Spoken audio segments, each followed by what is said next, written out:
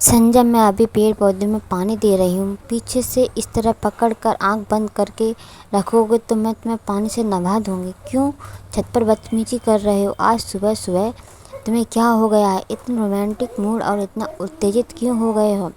संजय, मुझे शर्म आ रही है। अगर कोई देख लिया तो वो शर्म क्या सोचेंगे? छोड़ो, मुझे पता है तुम्हें शर्म नहीं है। छोड़ो बाबा, मुझे धक्का क्यों दे रहे हो? अपनी साड़ी ठीक करते हुए पीछे की ओर मुड़ कर देखी। संजय, संजय, तुम कहाँ छुप गए हो? इस तरह कोई छत पर मजाक करता है? आजकल तुम्हारा मजाक करना बढ़ गया है। क्या हुआ? तुम्हें कुछ पता नहीं? और कहीं देख लेता तो? तुम्हें तो शर्म नहीं है। तुम क्या सोचते हो मुझे भी शर्म नहीं है? अभी मैं नीचे उतर रही हूँ और कुछ पौधों को पानी डालकर आ रही हूँ। इसके बाद तुम्हें मज़ा चखाती हूँ। मुझे बेइज्जती करने में तुम्हें शर्म नहीं आती? छत में पेड़ पौधे को पानी देकर रचना भाभी नीचे उतर आई और सीधे अपने कमरे में चली गई। वहाँ जाकर देखा कि संजय सोया हुआ है। अब रचना भाभी का बारी है। वह पूछने लगी, छत पर मेरे साथ मजाक करके नीचे आकर कमरे में सोने का नाटक कर रहे हो? अभी मैं तुम्हें दिखाती हूँ मजाक किसे कहते हैं। तुरंत किचन से पानी लेकर आई और रचना भाभी एक मग पानी लाई और संजय के सर पर डाल दिया। संजय तुरंत अपनी बिस्तर छोड़कर उठ खड़ा हुआ और गुस्से में आकर रचना भाभी को बोला, यही क्या कर रही हो? मैं तो सोया हुआ था, तुम मेरे ऊपर पानी क्यों फेंका? अभी कितने बज रहे हैं? सुबह के 8 बज रहे हैं। मैं तो ज़्यादा देर तक सोया नहीं, तो तुम किस लिए मेरे सर पर पानी डाला? यह जो भी कुछ किया गलत किया। संजय रचना भाभी को डांटते डांटते अपने बिस्तर छोड़कर नहाने के लिए बाथरूम में चला गया। हंसते हुए रचना भाभी ने बताई, छत पर पीछे से मुझे जोर से दबाते हुए पकड़ कर रखा था, मेरी आंख बंद करके रखा था। तब तुमने कुछ गलती नहीं किया, तब तुमने कुछ अन्याय नहीं किया। और जितना दोस्त मुझे इस तरह का धक्का देकर गिरा कर चले गए और मुझे कहीं लग जाता तो? तौलिया से अपना मुंह पोंछते हुए गंभीरता से संजय बोला, मैंने छत पर नहीं गया। मुझे लगता है तुम्हें भूत पीछे से पकड़ कर रखा था और धक्का भी दिया होगा। रचना भाभी को अपने कमरे में संजय पीछे से जकड़ कर पकड़ा और बोला, मेरी बीवी को भूत ने धक्का दिया? रुको, उसको घर से भगा कर रखूँगा।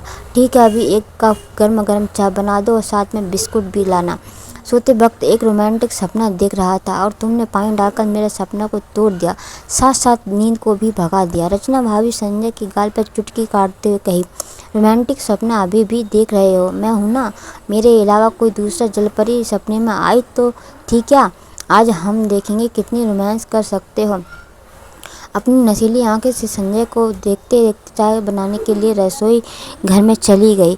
जब तक रचना भाभी चाय बना रही नहीं लाई, तब तक संजय मैगजीन पढ़ रहा था। संजय मैगजीन में डूबा हुआ है। इतनी ही देर में रचना भाभी चाय लेकर कमरे में आई। रचना भाभी चाय के कप संजय के हाथ में देकर टोस्ट बिस्कुट भी वे प्लेट में लाकर दिए और संजय के बगल में चिपक कर बैठते हुए चाय पीने लगे। चाय पीते वक्त रचना भाभी बोली, संजय, छत पर कितना सारा फूल के पौधे हम लगाए हैं, तुम देखो। बहुत सारा सुगंधित फूलों को छत ही मेरा मन भर जाता है।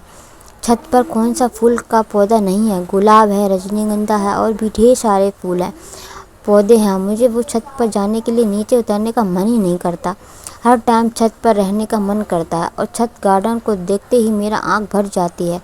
मुझे हमारी छत बहुत पसंद है। रचना भाभी के मुंह से छत और फूलों की बात सुनते ही संजय बताया, वह तो मुझे समझ में नहीं आ रहा, इसलिए तो तुम सुबह सुबह अपने पति को बिस्तर पर अकेला छोड़कर उस पेड़ पौधे का सेवा करने के लिए चली जाती हो। अब मैं सोच रहा हूँ छत के ऊपर तरफ एक छोटा सा रूम बनाएं। दोपहर का टाइम है, तुम वहीं जाकर रेस्ट लेना। रेस्ट के साथ साथ तुम उस पेड़ पौधों को करीब भी रह पाओगे। संजय का मुंह से छत पे घर बनाने की बात सुनते ही रचना भाभी को बहुत खुशी हुई।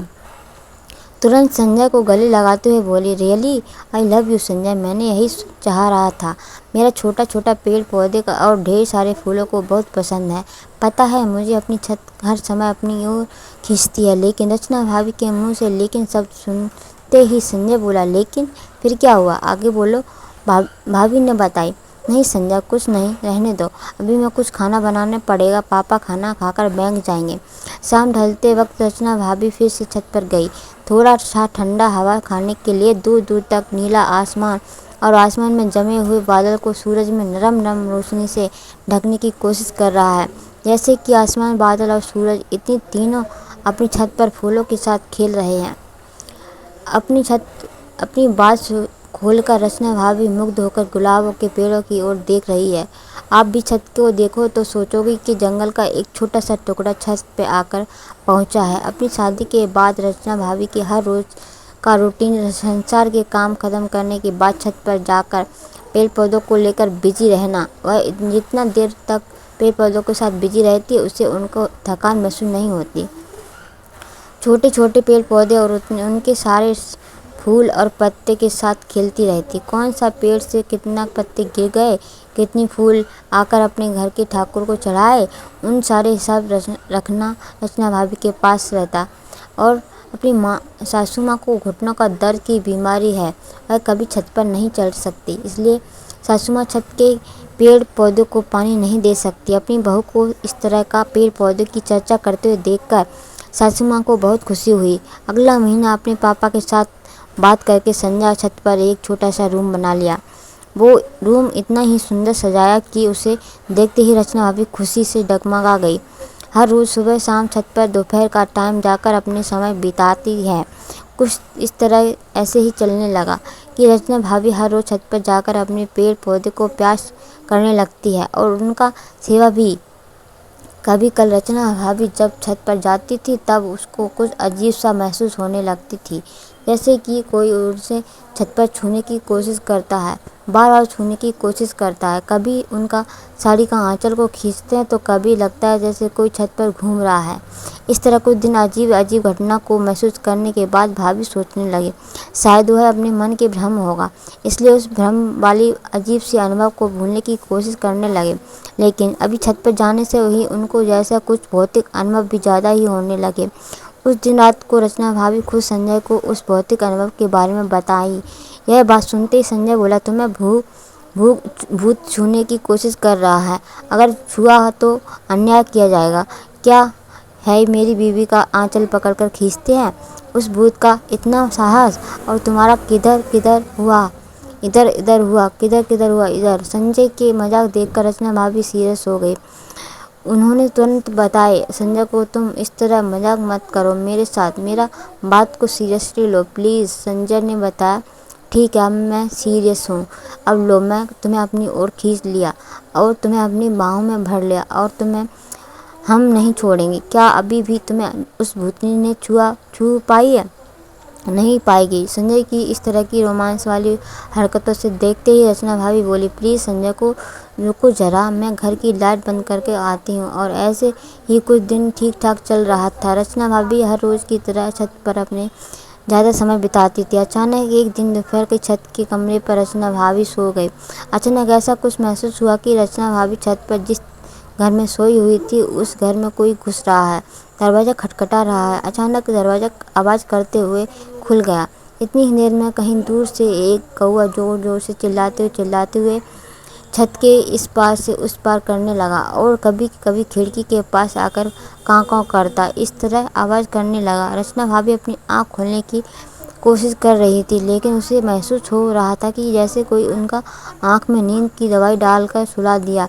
लग रहा है कोई आकर रचना भाभी को खट पर बैठ गए। इसके बाद रचना भाभी की अंग अंग को स्पर्श करने लगा, रचना भाभी को विवस्त्र करने लगा। रचना भाभी डर के मारे जोर जोर से सांस लेते हुए खट पर इधर उधर कर रही थी। उसके मुंह से सिर्फ अजीब सी आवाज़ निकलने लगी थी, लेकिन बात करने नहीं पा रही थी। छत पर खाना दाना खाने से कबूतर आते थे, वह सारे कबूतर तुरंत एक साथ ही उड़कर इधर उधर भागने लगे, जैसे कि कोई अचानक आकर छत से भगा दिया।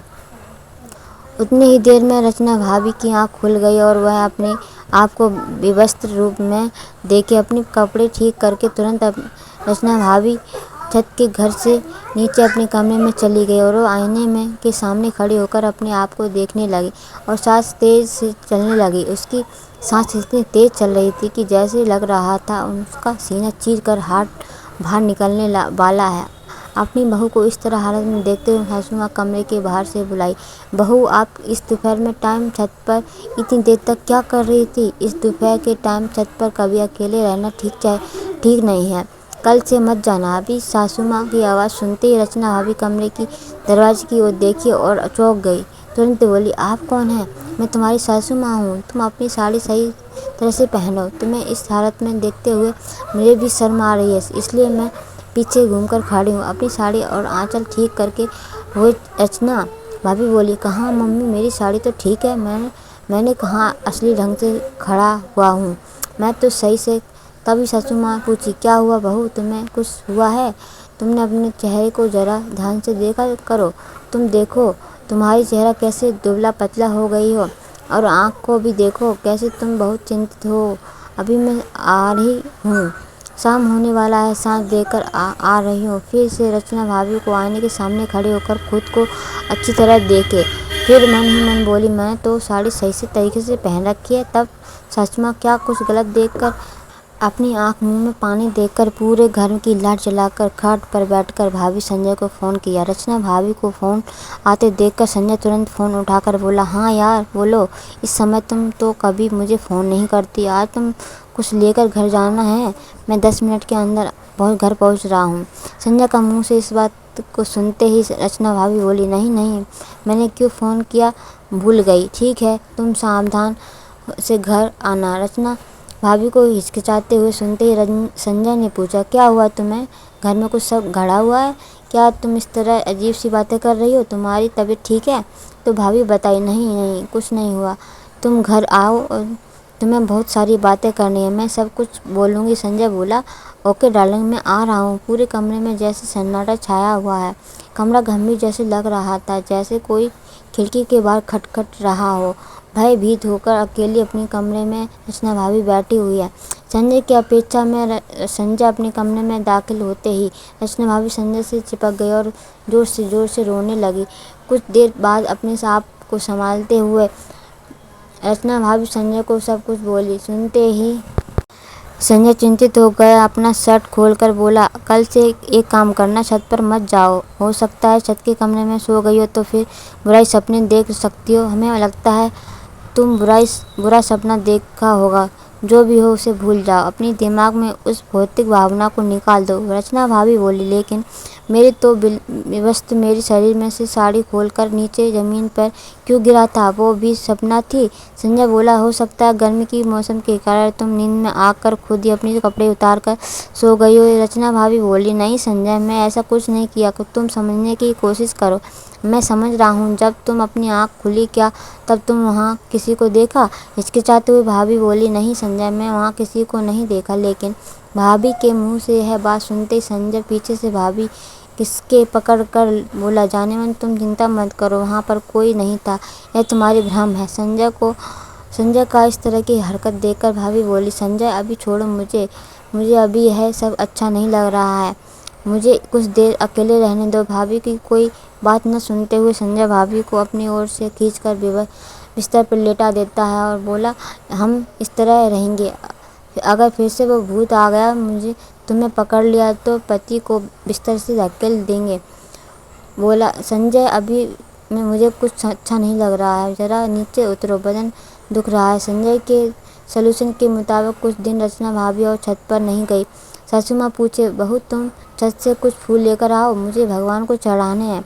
फूल वाला फूल लेकर नहीं गया, शायद अपनी गांव गया होगा। चाय बनाते हुए रचना भाभी बोले, ठीक है मम्मी, मैं फूल लाकर देती हूँ। लेकिन मम्मी, सासू माँ पूछी, लेकिन क्यों बहू? मेरे घुटने में दर्द है, इसलिए मैं छत पर चढ़ नहीं सकती। तुम 11 बजे के अंदर फूल तोड़कर लाना, भूल मत जाना, और ज़्यादा बात नहीं बोलकर रचना भाभी बोली, ठीक है मम्मी, मैं लेकर आऊँगी। संजय अपनी मम्मी के पास गया और बोला, मम्मी, रचना और छत पर नहीं जाएगी। छत पर जाने से उसे अजीब सी महसूस होती है, इसलिए अगर कुछ दिन वो छत पर नहीं जाएगी, कुछ ज़रूरत पड़े तो आप या पापा दोनों में से कोई भी जाइएगा। अपनी बेटा का ये मुँह से इस तरह की बातें सुनते ही संजय की मम्मी हैरान होने लगी। उन्होंने पूछा, यह सब कब से हो रहा है? मुझे तुम लोगों ने पहले क्यों नहीं बताया? मैंने तो छत पर जाती हूँ, ऐसा कुछ घटना मेरे साथ तो कभी नहीं हुई। तो व्यवस्था करनी पड़ेगी। बगल वाले घर में भी ऐसा ही कुछ अजीब सी घटना घट रही है। उनके घर पर भूत भगाने वाले एक तांत्रिक आया हुआ था। उन लोगों को और कोई समस्या नहीं है। संजय, तुम एक काम करना, ऑफिस से लौटते वक्त बगल वाले आंटी के घर से उस तांत्रिक का पता और फ़ोन नंबर लेकर आना।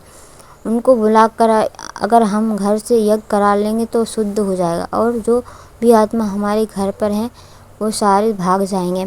स्टोरी के पार्ट 2 हमें थोड़ी जल्दी डालेंगे। और कैसी लगी बताइए, और अच्छी लगे तो लाइक कीजिए। And thank you so much for watching and bye bye.